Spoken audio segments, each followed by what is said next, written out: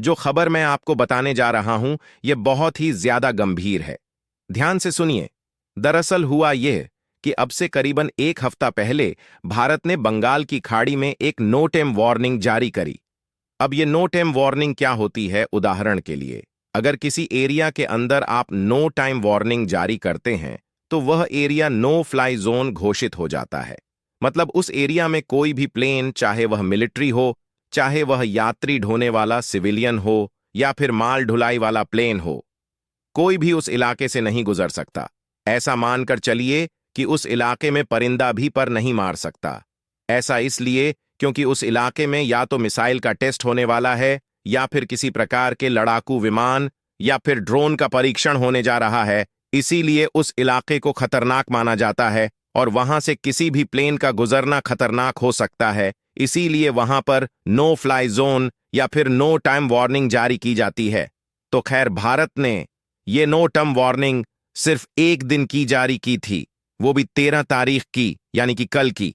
और इसकी सबसे खास बात यह थी कि यह बहुत बड़े एरिया में जारी की गई थी, कम से कम 300 किलोमीटर से ज्यादा के एरिया में। एग्जैक्टली बताऊं तो 3550 किमी की इसकी लंबाई थी सिर्फ। और इस नो टाइम वार्निंग की लंबाई देखकर यह अंदाजा लगाया जा सकता था कि भारत कोई लॉन्ग रेंज मिसाइल का परीक्षण करने जा रहा है। और अंदाजा यह था कि भारत K4 SLBM का टेस्ट करेगा। दरअसल K4 हमारी एक सबमरीन लॉन्च बैलिस्टिक मिसाइल है, यानी कि ऐसी बैलिस्टिक मिसाइल जिसे पानी के अंदर मौजूद एक पंडी से दुश्मन के ऊपर लॉन्च किया जा सके। इसे कहा जाता है SLBM और इसकी जो रेंज है करीबन 5 से लेकर 50,000 किमी है। और इसीलिए इसे भारत की सबसे ज्यादा लंबी दूरी तक मार करने वाली मिसाइल और सबसे ताकतवर मिसाइल भी कहा जाता है। ताकतवर क्यों, वो मैं आपको एंड में बताऊंगा।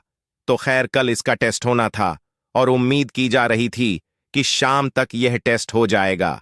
हमें भी इस पर इंफॉर्मेशन मिल जाएगी, हम भी वीडियो बना देंगे। लेकिन कल का पूरा दिन चला गया, इस पर कोई भी टेस्ट नहीं हुआ। यहां तक कि आज का भी पूरा दिन चला गया, कोई भी टेस्ट नहीं किया गया। क्यों? दरअसल इसके पीछे कारण बताया जा रहा है चाइनीज स्पाई शिप। दरअसल आपको याद होगा कि अब से एक हफ्ता पहले मैंने आपको खबर दी थी कि चीन मालदीव की नजदीकियां बढ़ती जा रही हैं और हाल ही में श्रीलंका ने चीन की जो जासूसी शिप आया करती थी उन्हें अपने देश में आने की मंजूरी समाप्त कर दी है। और इसीलिए चीन पूरे हिंद महासागर में ऐसे देश की खोज कर रहा था जो जासूसी शिप्स को अपने देश में आने दे, और मालदीव वो देश बना। मालदीव ने ये मंजूरी दी और चीन का ये जासूसी शिप पिछले कई दिनों से मालदीव में मौजूद है। और इसीलिए बताया जा रहा है कि जासूसी के डर से भारत ने शायद यह मिसाइल टेस्ट फिलहाल के लिए रद्द कर दिया है। इसके पीछे दो तर्क दिए जा रहे हैं। पहला तो ये कि अगर अब तक टेस्ट होना होता तो हो चुका होता, और अब तक भारत ने जितने भी नो फ्लाइट जोन जारी किए हैं सब में किसी ना किसी मिसाइल का टेस्ट किया है। और यह बहुत ही लंबे समय के बाद ऐसा हो रहा है कि भारत ने नो फ्लाई जोन घोषित किया हो और उसमें कोई भी टेस्ट ना अंजाम दिया हो। दूसरा तर्क यह है कि ऐसी ही घटना अब से 1.5 साल पहले घटी थी। आपको याद होगा कि 2023 की शुरुआत में मैंने आपको खबर दी थी कि भारत ने ऐसे ही नो फ्लाई जोन घोषित किया, और उस समय भी हम K4 मिसाइल का ही टेस्ट करने वाले थे। लेकिन आपको याद होगा कि ऐन वक्त पर चीन ने अपना जासूसी जहाज श्रीलंका भेज दिया था, और उस वक्त भारत ने इस टेस्ट को ऐन वक्त पर टाल दिया था। फिर चीन की जब जासूसी शिप चली गई हिंद महासागर से, उसके बाद इसका हमने परीक्षण किया था। यानी कि अगर आप ट्रैक रिकॉर्ड देखें तो K4 मिसाइल के टेस्ट पर चीन अपनी जासूसी शिप हिंद महासागर में जरूर भेजता है, और यहां पर भी यही पैटर्न फॉलो हुआ है। तो सवाल उठता है कि चीन K4 मिसाइल टेस्ट के वक्त पर ही इतने जासूसी शिप क्यों भेजता है हिंद महासागर में? तो इसका जवाब यह है कि K4 भारत की सबसे ताकतवर Mi-8 है। इससे ताकतवर हथियार हमारे पास कुछ भी नहीं है। अग्नियफ भी इसके सामने कमतर पड़ती है। ऐसा क्यों? ऐसा इसलिए क्योंकि सबसे पहले तो इसकी रेंज अग्नियफ से भी ज्यादा है। दूसरी बड़ी बात यह है कि इसे पंडी से लॉन्च किया जा सकता है, जो इसे सबसे घातक बनाती है। दरअसल जो नॉर्मल प्रकार की लैंड बेस्ड मिसाइलें होती हैं, जैसे कि अग्नि ब्रह्मोस, इनको सैटेलाइट से ट्रैक किया जा सकता है कि कोई देश एक जगह से दूसरी जगह ले जा रहा है या फिर कहां पर इनकी डिप्लॉयड हो रही है।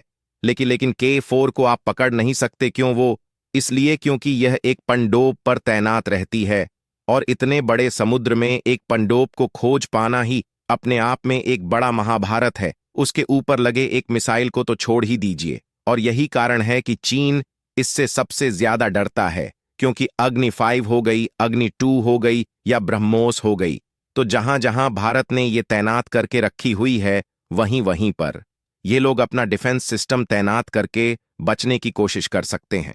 लेकिन K4 से बचे तो बच कैसे? क्योंकि चीन की इतना विशालकाय बॉर्डर है।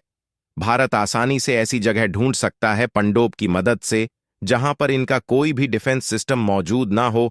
वहां जाकर चुपचाप हम अपनी पनडुब्बी ले जाएंगे और अपनी इन K4 मिसाइलों को लॉन्च कर देंगे।